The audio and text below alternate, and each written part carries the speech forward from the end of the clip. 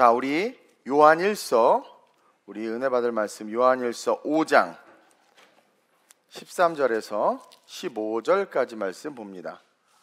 요한일서 5장 우리 13절에서 15절까지 같이 함께 합독합니다. 요한일서 5장 13절에서 15절. 다 찾으셨죠? 394페이지. 시작. 내가 하나님의 아들의 이름을 믿는 너희에게 이것을 쓰는 것은 너희로 하여금 너희에게 영생이 있음을 알게 하려 함이라. 그를 향하여 우리가 가진 바 담대함이 이것이니 그의 뜻대로 무엇을 구하면 들으심이라. 우리가 무엇이든지 구하는 바를 들으시는 줄 안즉 우리가 그에게 구한 그것을 얻은 줄을 또한 아느니라. 아멘. 오늘 이 본문을 가지고 응답받는 기도라는 제목으로 함께 은혜를 요한계시록에 보면 우리의 기도가 하늘에 있는 금향로, 쉽게 말하면 큰 금 대접 같은 거예요. 큰 금 향로에 이렇게 담겨지는 것을 볼 수 있습니다. 자, 한번 합독합니다. 시작. 일곱째 인을 떼실 때에 하늘이 반시간쯤 고요하더니 내가 보매 하나님 앞에 일곱 천사가 서 있어 일곱 나팔을 받았더라. 또 다른 천사가 와서 제단 곁에 서서 금향로를 가지고 많은 향을 받았으니 이는 모든 성도의 기도와 합하여 보좌 앞 금제단에 드리고자 함이라. 향연이 성도의 기도와 함께 천사의 손으로부터 하나님 앞으로 올라가는지라. 천사가 향로를 가지고 제단에 불을 담아다가 땅에 쏟음에 우레와 음성과 번개와 지진이 나더라. 아멘. 내가 스크립트를 2번 줬어요. 앞에 준 게 1부고 오전이고 뒤에 준 게 2부예요. 자, 보면 사실은 이제 원고에는 제가 이렇게 써놨어요. 원래 구정이 지나면서부터 3부 오후 예배죠. 3시 예배, 찬양 예배 때 요한계시록 강해를 시작하려고 했는데 뜻하지 않게 오늘부터 계시록 강해를 3부 예배 때 진행합니다 라고 원고에 써놨어요. 근데 어제 새벽에 원고를 다 쓰니까 50페이지가 넘는 거죠. 이게 그냥 짧게 가면 되는데 성경을 깊게 파니까 계속 설명을 해야 되는 게 이게 안 그러면은 이게 안 되거든요. 그러다 보니까 그래서 반으로 또 나눴어요. 그래서 주보도 새벽에 수정해서 오전에 1 응답받는 기도 1 그리고 오후 3시에 응답받는 기도 2 그래서 그렇게 나눠져서 계시록은 다음 주부터 하는데 제가 계시록을 1장부터 23장까지 완전 쭉 강해를 하려고 합니다. 3부 찬양 예배 때 계시록을 해석해서 봐야 은혜가 되죠. 많은 목사님들이 사실 계시록은 피하고 싶어하고 그래서 말을 조금 잘못하면 2단 3단 될 수 있기 때문에 복음주의에 입각해서 앞으로 3부 예배 때 강해를 그렇게 하도록 하겠습니다. 어쨌든 먼저 이 일곱째 인을 뗀다는 것은요 6절에 나와 있는 것처럼 일곱 나팔의 재앙이 시작되는 겁니다. 일곱 인, 일곱 나팔, 일곱 대접으로 심판이 이어져요. 그래서 일곱 인들이 뛰면 마지막 전쟁을 위한 모습들이 나타나고 그러면서 마지막 7번째 인이 딱 떼어지면서 일곱 나팔 재앙이 시작됩니다. 그래서 6절에 보니까 일곱 나팔을 가진 일곱 천사가 나팔 불기를 준비하더라. 즉 본격적인 나팔 재앙은 자연재해의 재앙입니다.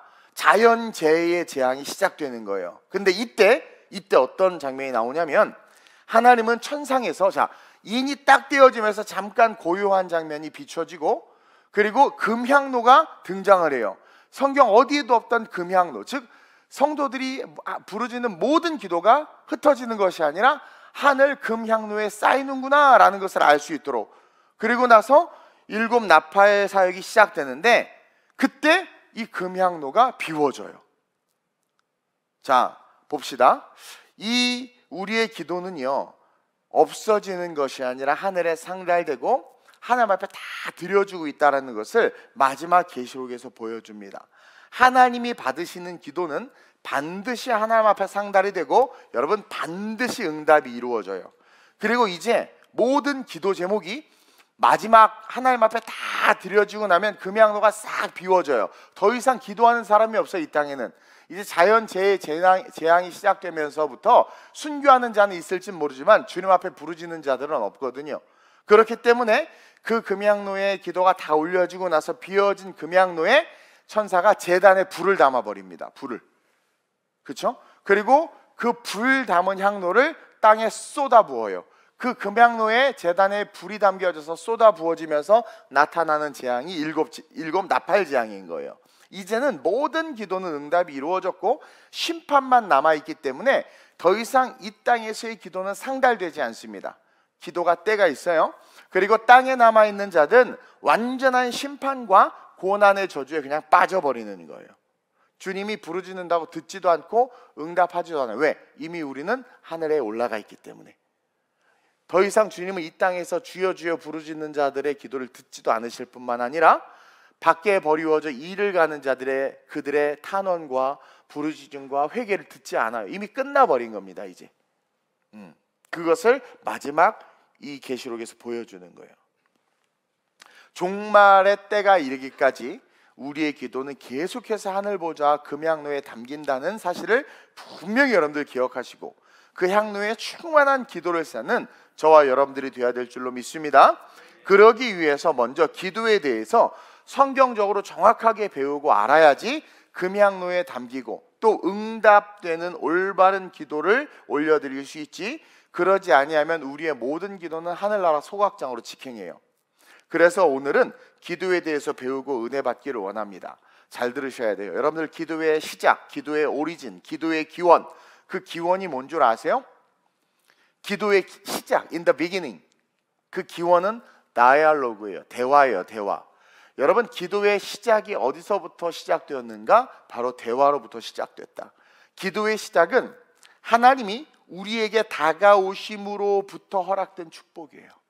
에덴에서 하나님이 기도를 만들지 않고 에덴에서 하나님이 기도를 허락하지 않았어요. 에덴에는 기도가 없습니다. 왜? 퍼펙트하니까. 기도할 이유가 없어요. 하나님과 소통하고 하나님을 보고 교제하고 하나님의 모든 것을 완벽하게 만들어 놓은 그곳에서 묻은 기도가 필요해요. 단지 율법을 통해서 하나님을 인식하고 하나님의 뜻대로 쫓아가는 것만 필요하지 필요 없단 말이에요. 그래서 완전하게 창세기 인간을 만드시고 모든 것을 완전하게 만드시고 인간에게 다스리고 정복하는 사명을 주고 하나님은 한 발짝 뒤에서 인간이 다스리고 정복하는 기린의 이름을 짓고 하마의 이름을 짓고 그 모든 것들을 통해서 하는 일로 영광을 받으시는 거예요. 왜? 하나님이 시킨 일을 했잖아요. 사역이죠. 순종했으니까 영광을 받으시는 거예요. 하나님 계속해서. 그래서 안식일로부터 하나님의 영광은 계속 지속되는 거죠. 그렇죠. 새들이 날 때 하나님 영광 받으시고 바람이 불 때 하나님 영광. 왜? 하나님이 하셨으니까. 사람이 동물들과 뛰어놀고 아담과 하와가 행복하게 지낼 때 하나님 그 모든 것으로 영광을 받으시는 거예요. 그리고 세상은 하나님의 완벽한 섭리대로 운행되고 있는 거죠. 이때 인간은 하나님에게 요구하거나 무엇을 구하거나 하는 특권이나 명령을 받지도 못했고 그저 사명대로 율법을 지키면서 선악을 알게 한 나무의 실과를 먹지 않은 채 다스리고 정복하는 삶을 살기만 하면 됐어요. 근데 어떤 일이 일어납니까? 사단으로 말미암아 죄가 들어오죠. 그러면서 인간이 타락을 하게 되고 타락한 인간은 어떻게 돼요? 어둠 속으로 자신이 다스리고 정복해야 할 자연 속으로 숨어버려요. 사역자들이 사명을 잃어버리면 하나님이 자신을 부르신 그 일로부터 숨어버려요.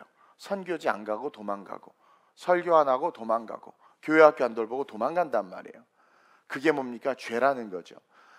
타락한 인간은 어둠 속으로 자신이 다스리고 정복해야 될 그 자연 속으로 숨어버리는 이 사건, 만약 그때 이들에게 기도할 수 있는 특권이 주어졌거나 하나님에게 배웠거나 알았다면 수치심을 느꼈을 때 그리고 두려움이 왔을 때 하나님 불렀어야 정확한 거 아닙니까? 근데 창세기 어디에도 그들이 하나님의 이름을 부르지 않아요. 왜? 부르는 법을 몰라요. 기도, 구하는 법을, 구하는 것에 대해서 배우지도 가르침을 받지도 성경에 기록되어 있지도 않기 때문에. 만약에 알았다면 아담이 회개했을 거야. 하나님 용서하세요. 알지 못하는 감정이 들어와요. 어떻게 해요? 무서워요. 외쳤을 텐데 그냥 자기가 다스려야 하는 세상 속에 숨어버린 이 어처구니 없는 모습. 또 여러분, 죄의 속성은요 절대 하나님 앞으로 못 나갑니다. 왜? 죄의 속성은, 죄는 하나님 앞에 나가는 순간 자기가 소멸될 거를 알아요. 죄는 알아요. 그래서 동산에 거닐 때 하나님과 이들의 관계에 뭔가 틈이 있을 때 사탄이 들어가서 역사한 거거든요. 하나님 있는 곳은 못 나타납니다. 그러니까 죄가 하나님 앞에 서면 소멸될 것을 죄 스스로가 알기 때문에 하나님 앞에 설 수 없는 거예요. 그래서 창세기 3장 7절 8절입니다. 자, 제가 읽을 테니까 들어보세요. 이에 그들의 눈이 밝아져 자기들이 벗은 줄을 알고 무화과 나무 잎을 엮어 치마로 삼았더라. 부르짖는 내용이 없이 이거 어떡하지 창피한데? 그러니까 나름대로 지혜가 있으니까, 지식이 있다, 무화과 잎을 따가지고 막 뭔가 그 수치심을 가리기 위해서 치마로 삼은 거예요. 인간의 노력이 나타나죠. 그때 그들이 그날 바람이 불 때에 동산에 거니시는 여호와 하나님의 소리를 듣고 아담과 그의 아내가 하나님 오신다, 주님 도와주세요 한 게 아니라 아담과 하와가 여호와 하나님의 낯을 피하여 동산 나무 사이에 숨어요. 기도가 있었다면 이럴까요? 우리의 기도의 시작은 회개잖아요. 기도가 있었다면 이랬을까요? 없어요. 만약 이때 하나님이 찾아가지 않았다면, 아담과 하와에게 찾아가지 않았다면, 하나님이 이들의 이름을 아담아 아담아 예를 들어서 죄와나 부르지 않았다면 이들의 인생은 죄와 함께 피니시 끝났을 거라는 거죠. 근데 이어지는 9절 10절에서 시작. 여호와 하나님이 아담을 부르시며 그에게 이르시되 내가 어디 있느냐 이르되 내가 동산에서 하나님의 소리를 듣고 내가 벗었으므로 두려워. 최초의 회개의 다이알로그가 시작됩니다. 이들의 그 상태를 그냥 말할 수도 있었고 하나님 저 이렇습니다 외칠 수도 있었지만 그들은 그걸 몰랐어요. 그 길이 막혀 있었단 말이에요.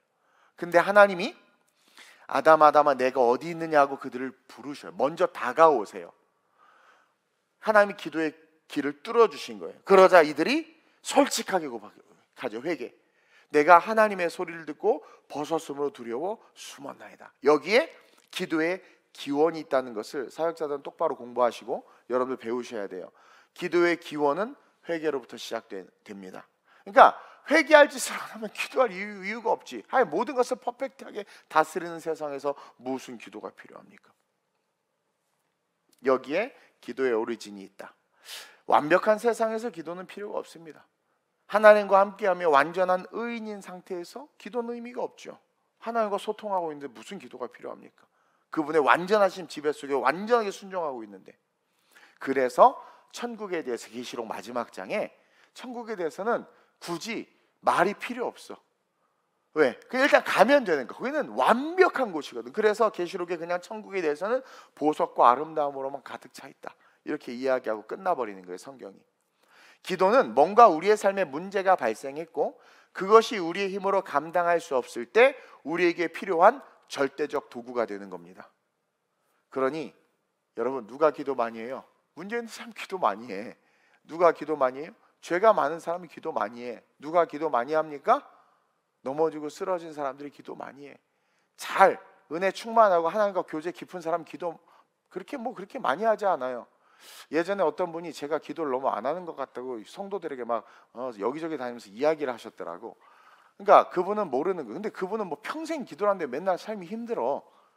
여러분, 하나님과의 관계가 좋고 성령 음성에 즉각 반응하면, 욕심이 없으면 그렇게 기도 많이 할 필요 없어요.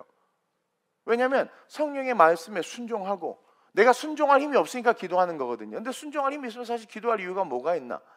그리고 세상에 욕심이 없는데 뭐 세상 거 달라고 기도할 이유가 뭐가 있어요? 그 하나님이 감동을 줄 때마다 내하고 즉시 순종하는데 뭘? 단지 이제 그때는 무슨 기도가 필요해요? 성도들을 위한 중보. 그래서 저는 성도들을 위한 중보만 하지 뭐 특별히 내 인생을 위해서 기도하는 거 별로 없어요. 기도는 우리의 힘으로 감당할 수 없는 일 가운데 우리의 삶에 문제가 발생했을 때 필요한 절대적인 도구다. 문제가 발생했을 때. 그래서 기도의 사전적 의미가, 제가 국어 사전을 찾아보니까 한번 읽어볼까요? 시작.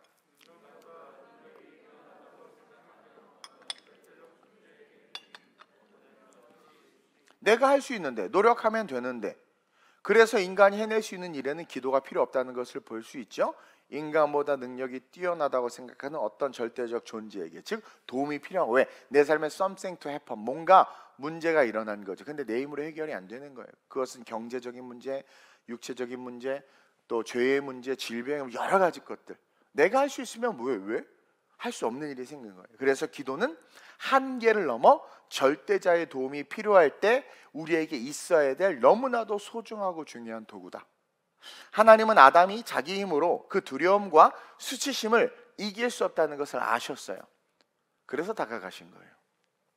아담과 하와 스스로가 자기의 자유의지를 가지고 그 지은 죄 속에서 벗어날 수 없기 때문에. 여러분, 설교가 왜 필요한 줄 아세요?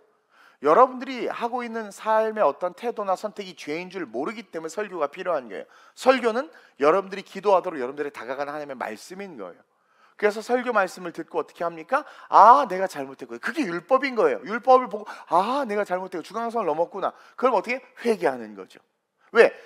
율법을, 중앙선을 넘음으로 하나님의 공급이 끊어지기 때문에 우리의 삶은 종식대로 수고하다 죽을 수밖에 없거든요. 근데 기도를 알면 율법을 통해 잘못했네. 주여, 내가 벗었으므로 두려워 숨었나이다. 그러니까 뭐가 일어나요? 회복이 일어나는 거예요. 회복이. 그래서 아담과 하와의 그 원죄 이후로부터 어떻게 됩니까? 우리에게 기도, 인간에게 있어서 기도는 절대적으로 필요한 요소가 되는 거예요. 그리고 그 기도의 시작은 하나님이 우리에게 다가오셔서 다이얼로그, 대화를 요청하심으로 말미암아 시작됐고, 하나님이 아버지라는 것이 또 증명되는 게 뭡니까? 죄고 명령을, 최초 명령을 어겼음에도 죽여야 되는데 다가오시잖아. 그래서 우리는 그 아담아 내가 어디 있냐라는 그 한마디 속에 기도의 기원과 하나님은 우리의 아버지시구나 라는 하나님의 본질의 속성을 하나 깨닫게 되는 거죠. 완전하게 모든 것을 맡기고 뒤에서 지켜보면서 영광을 받으셨는데, 지금도 하나님은 그러셔야 돼요. 모든 교역자들과 모든 믿는 자를 통해 하나님 뒤에서 영광을 받으셔야 되는데, 이 믿는 것들이 문제를 일으키니까 하나님 어떡합니까? 성령을 통해서 지금도 노가다 하고 계시잖아요. 그렇게 영광만 받으셔야 되는데, 근데 영적인 도전이 일어나고 영적 공격에 넘어지니까 연약한 인간이 스스로 일어설 수 없다는 걸 아셔서, 영적인 문제는 인간의 힘으로 해결할 수 없으니까 하나님께서 다가가셨고 물으셨고, 그 물음에 응답함으로 말미암아 하나님이 인간에게 자신과 대화하고 소통할 수 있는, 즉 인간의 힘으로 할 수 없는 일들에 대해서 하나님의 능력이 흘러 들어갈 수 있는 기도라는 귀한 선물을 주신 것이다. 여러분, 이런 설교 어디서도 못 듣습니다. 즉 이제는 마귀와 공중권세 잡은 자들과 죄악과 함께 살아가야 하는 삶이잖아요. 우리의 삶이. 이 삶에서 하나님의 자녀들에게 그 삶 속에서의 회복과 기적과 역사가 이루어질 수 있도록 하늘의 능력이 부어지는 통로로 주신 것이 뭐다? 기도다. 그래서 우리는 절대적으로 기도를 붙잡아야 돼. 그리고 그 기도는 잘못된 것이 바로잡히고, 그 기도는 죄에서 우리가 돌이키며 우리가 하나님을 온전히 바라보기 위한 목적으로 주어진 거예요. 노력하지 않고 뭔가를 얻고 복권에 당첨되고 공부하지 않고 좋은 대학을 가고 무엇을 하는 것이 아니에요. 그러니까 이 기도의 오리진을 모르니까 엉뚱한 것을 구하니까 너희는 정욕에 쓰려고 잘못 구한다라는 거죠. 당연하죠. 정욕에 쓰려는 거죠. 서울대 가고 뭐 하는 게 말로는 하나님의 영광이라고 하지만 굴한 거 알거든요. 그렇게 영광으로 하나요? 응답하면 파괴될 걸 아니까 오히려 응답을 안 해주죠. 그런 기도는 그냥 하늘날 소각장으로 직행하는 거예요. 기도는 뭡니까? 잘못된 것을 바로잡고 죄에서 돌이키며 우리가 하나님을 온전히 바라볼 수 있도록 하기 위해서 주신, 그 목적으로 주신 게 기도예요. 아멘?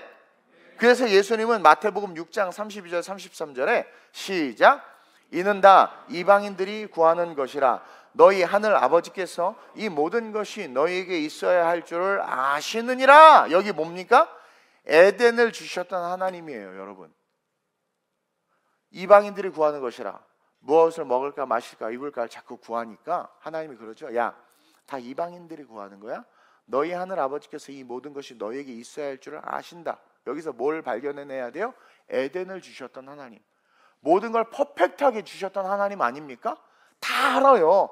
새들이 어떻게 해서 번창하고 동물이 어떻게 자라고 대기가 어떻게 순환이 되고, 완전한 지혜와 모든 것을 아시는 주님이 우리 인간에게 뭐가 필요한지 모르겠어요? 우리 홍지영에게 뭐가 필요한지 모를까? 다 알아요. 아버지니까. 근데 엉뚱한 걸 구하는 거예요. 그러니까 그 에덴을 주시고 창조자님 모르겠냐라는 거예요. 그러면서 하시는 말씀이 그 다음 33절의 시작, 그런즉 너희는 먼저 그의 나라와 그의 의를 구하라. 기도의 오리진, 기도의 본질을 회복하라는 거예요. 죄에서 다시 일어나고 하나님을 바라보지 못하는 모습, 하나님을 바라보는 모습이 회복되라. 그러면 이 모든 것을 너에게 더하시라. 에덴의 축복이 너에게 갈 거라는 거예요. 왜 많은 시간을 그렇게 기도하고 왜 많은 시간을 그렇게 부르짖습니까?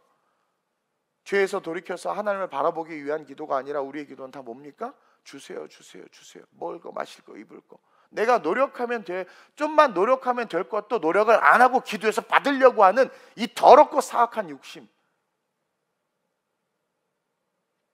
아우, 하나님 오늘 목사님 설교 짧게 끝내게 해주세요. 그 기도의 목적이 뭐냔 말입니다. 욕심으로 구하는 것들이 너무나 많지 않아요? 그러니까 우리의 모든 기도는 하늘나라 소각장으로 직행하는 겁니다. 금향로에 담기는 기도가 아니라, 금향로에 담기는 기도가 다 응답되고 거기 심판이 쏟아져서 뭐예요? 기도하지 않은 자들, 기도하지 않아서 돌이키지 않고, 기도하지 않아서 하나님을 바라보지 못하고 온갖 정욕에 쓰려고 구한 것들만 구하면서 입만 무성한 무화과 나무 회칠한 무덤과 같은 외식하는 그들에게 이제 뭐예요? 진노의 불이 쏟아지는 거예요. 왜 그걸 기도의 그릇에 담았겠습니까? 그렇게 기회를 줬는데 기도를 통해서 돌이키지 못한 이 거지 같은 것들, 이제 그 금향로에 너희들은 담은 것이 하나도 없지? 이제 심판밖에 없다. 그래서 그 제단에 불을 담아다가 쏟아 부어버리잖아요. 여러분, 이 원리를 분명히 깨달아야 돼요. 즉 기도는 신과의, 즉 하나님과의 커넥팅이에요. 여러분, 이 얼마나 축복입니까? 근데 그 하나님에게 복권 당첨되게 해주세요. 버스 빨리 오게 해주세요. 하나님, 나 피곤한 거 알죠? 오늘 그냥 책 빼고 잘 테니까 이거 머릿속에 쏙 들어오게 해주세요 라는 이런 사탄의 기도를, 이런 악한 기도를 하는, 그 하나님을 기만하는, 그러니까 하나님과의 커넥팅이에요. 그 연결된 그 기도로 말미암아 하늘로부터, 하나님으로부터 무한한 능력을 다운로드 받을 수 있는데, 상상할 수 없는 축복과 능력을 다운로드 받을 수 있는데, 그것이 하나님이 원하는 것을 구하는 건데, 이따 2부에 때 다 얘기할 거예요. 그 4가지가 있어요. 근데 그것을 구하는 것이 아니라 엉뚱한 것을 구하니까 뭡니까? 우리의 기도는 썩어질 것이 될 수밖에 없는 거죠. 여러분, 기도는 절대 하나님이 먼저 다가오지 않는 한 우리가 먼저 할 수 있는 게 아닙니다. 여러분, 회개기도 어떨 때예요? 설교를 들어야 회개기도 하지 않아요? 결단의 기도, 비전 기도 어떨 때 합니까? 길 가다 버스 타가 불끈불끈 올라와서 합니까? 물론 그럴 수도 있지만 그건 그냥 여러분들의 욕망이고 어떤 그런 가치에 대한 욕구 실현이지, 하나님 주신 마음이 있을 때 부르짖잖아요. 막 얘기하지만 저 선교 별로 안 좋아하고 이번 또 필리핀 갈 생각 힘들어 죽겠어요. 벌써부터 힘들어. 오늘 너무 피곤해요. 입이 하나도 안 열리는데. 근데 기도하면 말씀을 딱 듣는, 아 그래 선교지, 필리핀 하나님 나라. 그러니까 그걸 기도하고 구하고 가는 거 아닙니까? 그러니까 말씀이 다가가야 되는데 설교를 안 듣고 말씀을 안 들으니 기도가 똑바로 나오고 똑바른 기도를 합니까? 그러니까 한국교회가 사양길로 접어드는 거예요. 무너져 가고 있는 거예요. 기도는 절대 하나님은 먼저 다가오지 않는 한 우리는 할 수 없어요. 먼저. 그래서 예배가 중요하고 설교가 중요한 거예요. 그래서 욕심으로 구하고 노력하지 않고 구하며 정욕에 쓰려고 구하는 것들은 하나님이 다가오시지 않는 자들이 하는 기도입니다. 하나님이 다가오는데 어떻게 그런 기도합니까? 내가 하나님이 느껴지는데 어떻게 그런 기도합니까? 하나님이 내 앞에 느껴지는데 이거 하나님 몇 번이에요? 35, 27, 26, 27, 37입니까? 나는 제일 쓰레기 같은 목사가 복권을 들고 다니면서 기도를 한대. 왜 그랬더니 교회가 어려워서 복권이 당첨되면 강대상도 바꾸고, 복권이 당첨되면 우리 성도들 장학금도 주고, 복권이 당첨되면 교회 건물도 세우고. 나는 쓰레기 목사라고 생각합니다. 그래놓고 강대상에서 새벽에 맨날 방석에서 여러분, 방석에서 옛날에 하는 기도 그렇게 하는 분들이 다 좋다고 말할 수도 없어요. 복권 들기. 미안하지만 그런 분들이 계세요. 진짜 성도라면 뭐 이해할 수 있어요. 힘든 세상 연약하니까 그럴 수 있어요. 하나님이 당신의 교회를 복권 당첨시켜서 그러니까 하나님을 모르고 말씀을 전혀 모르는 거예요. 1도 모르는 거예요. 그런 사람이 영적인 리더라고 성도들을 가르친다고 강대상에 서 있는 이 현실이 정말 비참할 뿐입니다. 이게 말이 됩니까? 그런데 성도들도 같이 중보해. 여러분 중보해 줘야 됩니다. 여러분 헌금 못하죠? 가난하죠? 그러니까 이거 복권 당첨되면 합시다. 정말 진짜 왜 자꾸 원고에도 없는 애드립이 나오지? 1부 때 마음이 편해서 그런가? 하나님이 다가온 자들은 여러분 생각해 보세요. 하나님 느껴져.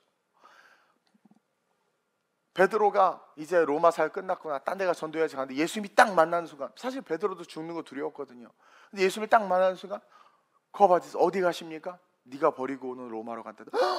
주님, 제가 가겠습니다. 그러니까 하나님이 내 앞에 실존하고 그 하나님 나에게 다가오면 어떻게 노라고 말합니까?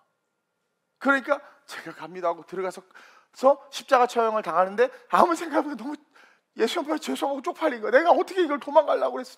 주님을 직면하니까 나 거꾸로 달아줘. 그래서 거꾸로 달린 거예요. 하나님이 내 앞에 계시는 게 느껴지는데 어떻게 그런 기도를 할 수 있겠습니까? 하나님이 다가온 자들은 그의 나라와 그의 의를 위해서 자신의 삶을 돌이키겠습니다라는 기도가 나오고, 내 삶을 돌이키게 해주세요라는 기도가 나오고, 내가 하나님의 나라를 구할 수 있는 힘을 주세요라는 기도가 나와요. 돈 달라고 기도하려고 왔다가 말씀의 은혜를 받으면. 또 이어지는 죄악이 관영한 시대, 인간이, 여러분 보세요, 인간 지심을 한탄하던 시대, 창세기 보면 노아의 시대, 노아가 기도했나요? 노아가 하나님, 이 세대가 죄악이 가득합니다, 날 건져주세요 그랬나요? 그냥 노아는 그냥 하나님을, 세상이 뭐라고 하든 1대1의 신앙을 배울 수 있는 거예요. 노아를 통해서 그냥 그 셈의 후손으로부터 시작된 그 하나님의 신앙을 놓치지 않고 붙잡고, 인간은요 감히 하나님에게 뭔가를 요구할 수 없어요. 그래서 그때도 기도가 없어요. 그냥 노아는 신앙으로 살았을 뿐인데 하나님이 다가오시지 않아요. 인간 짓에서 한탄하다가 하나님이 찾으신 거예요. 노아가 다니엘도 부르짖지 않았어요. 신실하던 그를 찾으셨고 하나님은 먼저 다가가서 노아에게 말을 거셨습니다.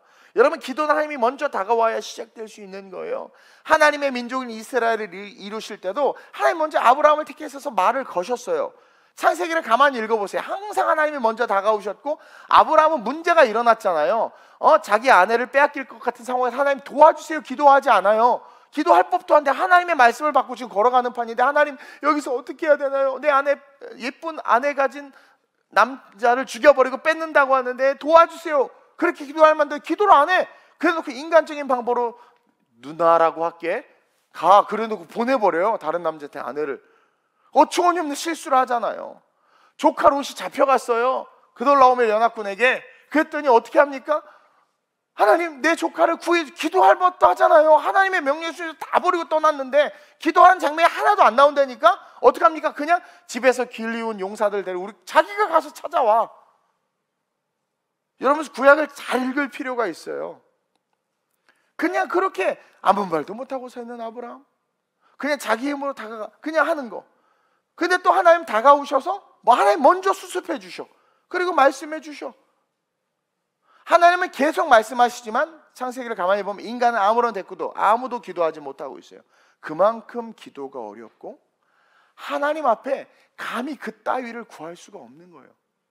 여호와의 존전 앞에서 애굽의 왕 좀 어떻게 해줘, 이런 기도를 감히 할 수 없고, 우리는 먼지 같은 존재이기 때문에 그분 앞에서 그냥 시키는 대로, 그리고 그분 앞에서 내가 아는 지식과 은혜 속에서 최선을 다할 뿐이에요. 그냥. 그러니까 하나님이 아들 주신다며, 사라가, 야 너 기도해봐, 남편에게 그럴 만도 하고, 아브라함도 언제입니까? 언제 주시면, 이럴 법도 한데 아무 말 안 하고 그냥 아내가 인간적인 여보 어떡하지, 하가를 통해서 이렇게 할래나 봐, 이렇게 그러지 않나요? 그러니까 감히 여호와의 존전 앞에서 인간의 싸구려 입술을 뻐긋뻐긋 할 수 없다는 거죠. 그만큼 기도는 어렵고 아무렇게나 내 필요를 말하는 그게 기도 아니라는 거예요. 신과 하나님과 이야기하며 하나님에게 부탁하는데 어떻게 그런 쓰레기 같은 것들을 구할 수 있냔 말입니다. 그건 하나님을 복권당첨, 하나님을 기만하는 것이고 하나님을 알지 못하는 거죠. 제가 신학교 때 돈이 없어서 등록금 잠깐 기도했다가 너무 쪽팔려가지고 내가 그 기도한 거를 후회하고, 그냥 내가 돈 벌면 되지, 내가 열심히 해서 이걸 해야지, 하나님한테 그리고 하나님이 나를 부르셨는데 이거 안 책임지시겠어? 그래서 돌이켜서 차 몰고 다시 갔잖아요. 근데 지금은 십자가 대속의 은혜로 은혜의 시대를 살고 있고, 지금은 은혜의 시대, 우리가 사는 시대는, 구약은 율법의 시대.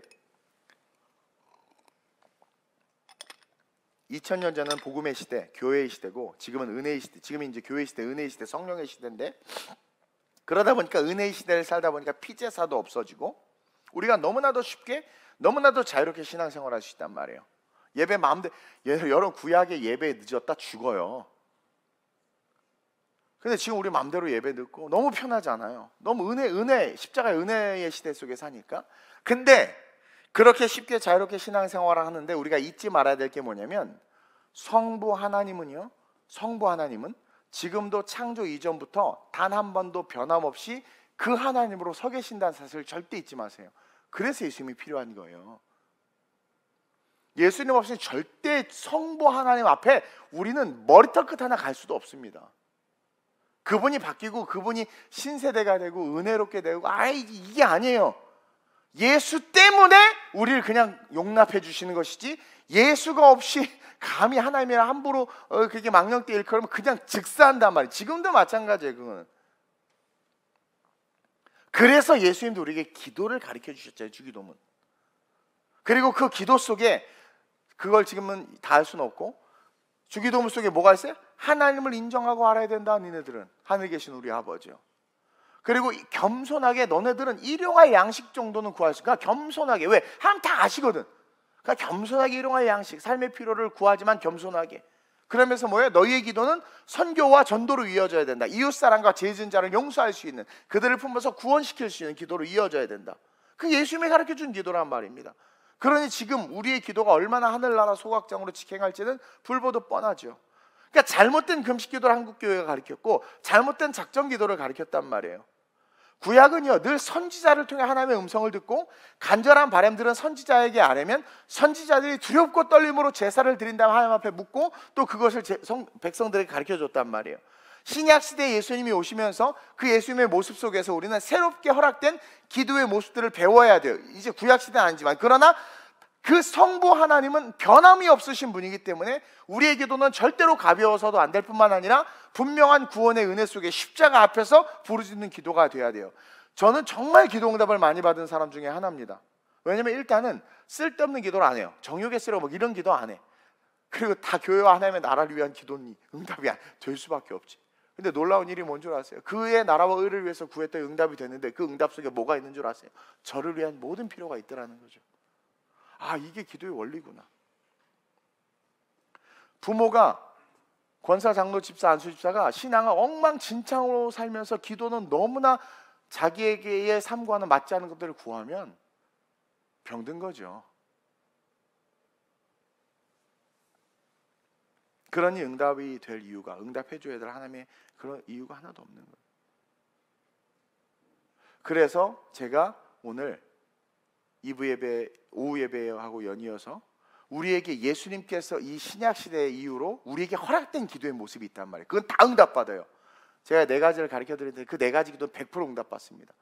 그래서 그 축복을 누려야 된다는 거죠. 즉 하나님이 다가와야 기도할 수 있다고 그랬죠. 그래서 복음을 듣고, 자, 복음을 들으면, 믿음은 들음에서 나며 들음은 그리스도의 말씀이라. 복음이죠. 복음의 말씀을 들으면 뭐가 생겨요? 믿음이 생기죠. 그러니까 복음을 듣고 믿음이 생기면 그때 우리는 우리를 부르신 하나님을 알게 되고 경험하게 됩니다.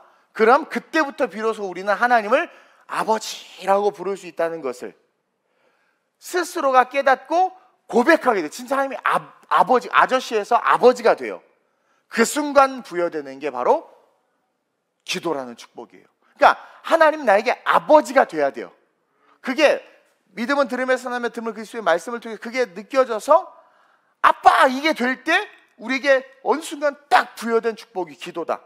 소경 바디메오가 보세요. 예수님에 대한 이야기를 부모로부터 들었단 말이에요. 디메오로부터 교육을 받았어요. 유전적인 유대교의 그 쉐마 교육법을 통해서 배웠죠.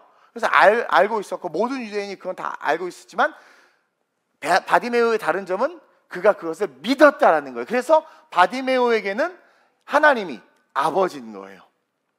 근데 이후에 예수님이 여리고성에 오셨다는 말에 다른 사람들도 예수님이 왔다고 인산인해로 달려나갔지만 이 소경 바디메오도 예수님이 여리고성에 오셨다는 말에 어떻게 돼요? 아빠거든요. 하나님이 아버지거든요. 그러니까 아빠! 다윗 아들 예수야! 부르짖을 수 있는 거예요. 왜? 그분이 창조주이지만 나의 아버지이기 때문에 난 아들로서 아버지에게 달려갈 수 있고, 그러니까 구약에는 감히 아브라함도 기도 못하고 아무도 기도 못했단 말이에요. 근데 이 바디메오는 부를 수 있었던 게 복음을 통해서 다가온 하나님이 아버지가 된 거야. 그것을 믿음으로 그 안에 있는 거예요. 그러니까 아버지 부를 수 있는 거예요. 그러니까 다른 사람들은 아저씨, 저분이 예수가 맞나 하나님 막 이러고 따질 때, 바디메오는 다가온 복음으로 믿음은 들으면서 들은 그리스도의 말씀이다. 이게 그 안에 그게 외쳐지는데, 마침 그 하나님이 자기가 있는 여리고에 온다는 얘기를 듣자마자 다윗은 부르짖은 거예요. 부르짖은 거예요. 복음을 모른 채 외치는 외침에 사복음서를 가만히 보세요. 주님 응답하지 않아요. 근데 알고 외치는 그 외침은 강력한 기도가 된다. 이게 기도예요. 이게 은혜의 시대에 우리가 부르짖어야 될 기도라는 거죠. 그리고 그 기도는 100% 응답이라는 축복을 우리에게 가져다주는 능력이 됩니다. 그래서 기도 이꼴 능력이에요. 아까 그랬지, 기도는 커넥팅 되는 거예요. 그래서 하나님으로부터 그 모든 능력이 다운로드 될 수 있는 그 길이 기도예요. 그래서 원죄 때문에 죽어야 될 그에게 가죽옷이 지어 입혀지는 은혜가 오잖아요. 이게 기도, 다운로드 되는, 이게 능력이 기도라는 거예요. 그러면서 우리는 신약 성경에 등장한 기도들을 연구하고 그 배경에 깔린 주님이 보시는 그 한 가지, 그 신약 성경에 나오는 공간복음뿐만 아니라 모든 복음서에 나오는 내용 속에 주님이 뭘 보시지? 그러니까 보시는 뭔가가 있어요. 그 수많은 사건들, 예화들, 주님의 비유에 그 모든 있었던 사도행전의 그런 역사들 속에 주님이 보시는 한 가지가 있는 거야. 그걸 찾아내야 돼요. 그래서 그것을 내 삶에 적용해서 우리의 기도를 다지고 확장시켜서 부르짖을 때, 여러분, 그렇게 기도하는 성도들은 100% 응답돼요. 오늘 본문으로 갑니다. 13절 14절 시작. 내가 하나님의 아들의 이름을 믿는 너희에게 이것을 여러분 보세요. 하나님의 아들의 이름, 이름이라는 말을 딱 했을 때 2000년 전 베들레헴에 스타는 그 예수를 지칭하는 거예요. 그러니까 말씀에 기록된 대로 오신 그 예수 그리스도를 믿냐 이거예요. 하나님의 아들의 이름을 믿는 너희에게, 하나님의 성육신의 역사를 믿냐 이거예요.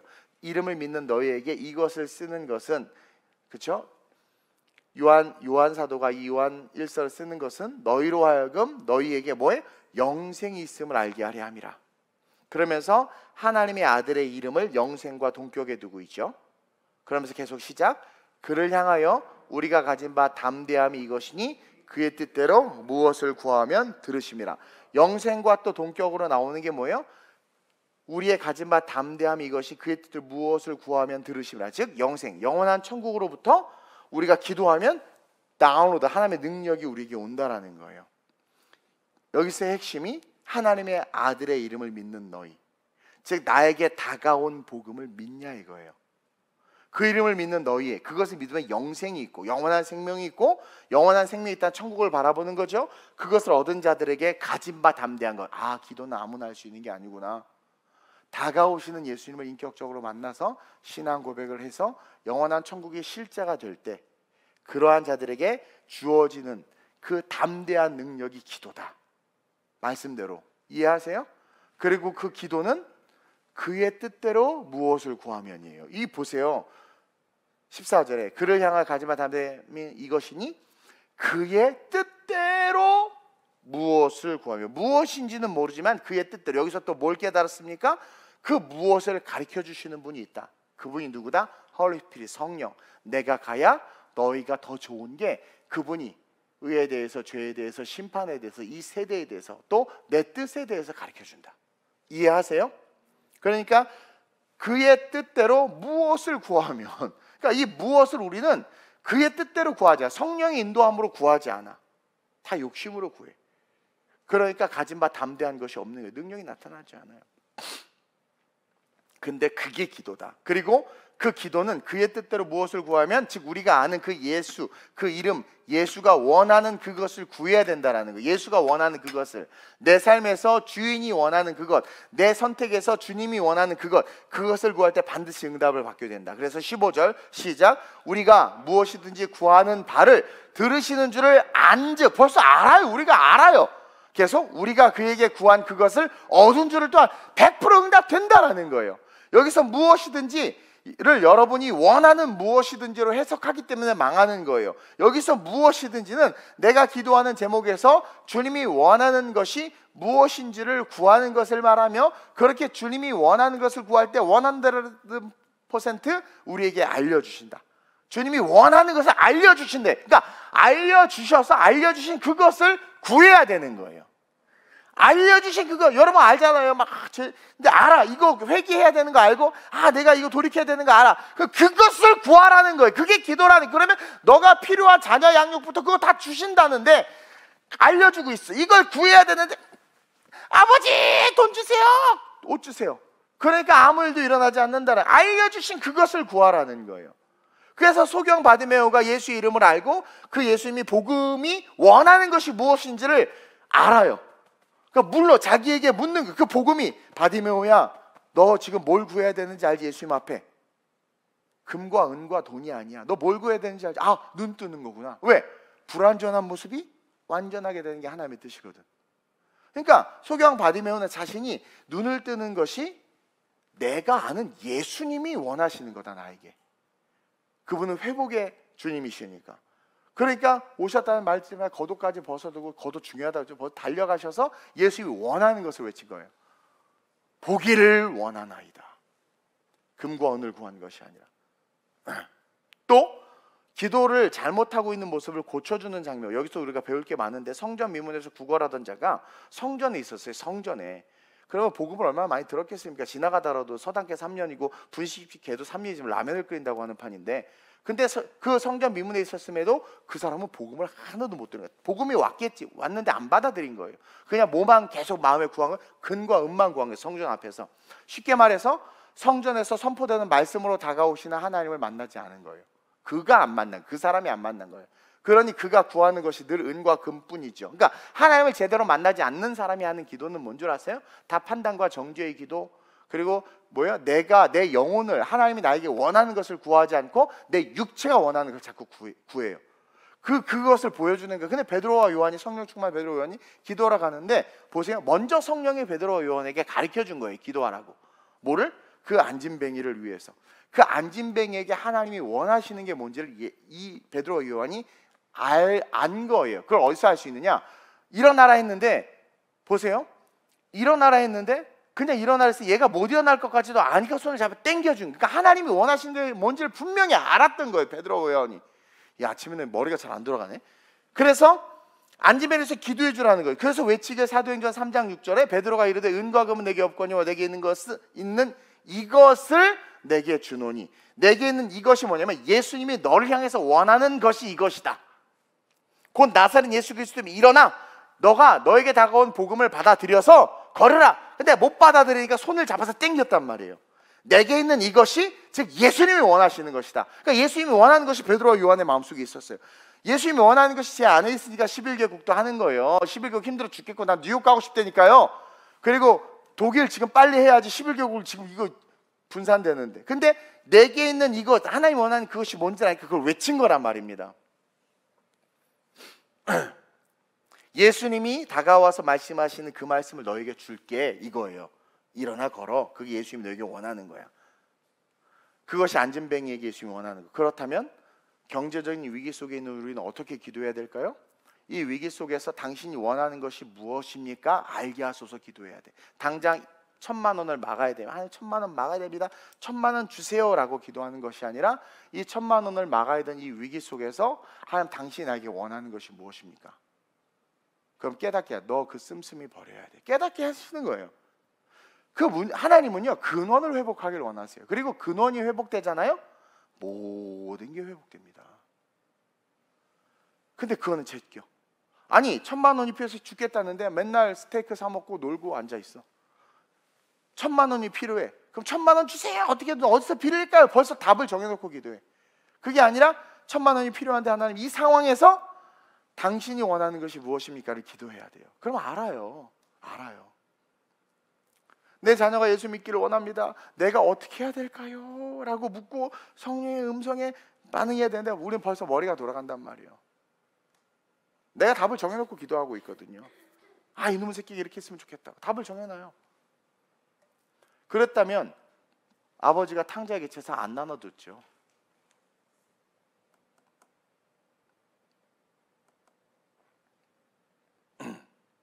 그렇게 알게 해달라고 기도하는 게 기도예요. 그럴 때 위기와 넘어짐은 하나님이 우리에게 원하시는 것이 아니라는 것을 깨닫게 돼요. 내가 이 1,000만 원을 자빠지는 게 하나님이 원하시는 게 아니라는 걸 알게 돼요.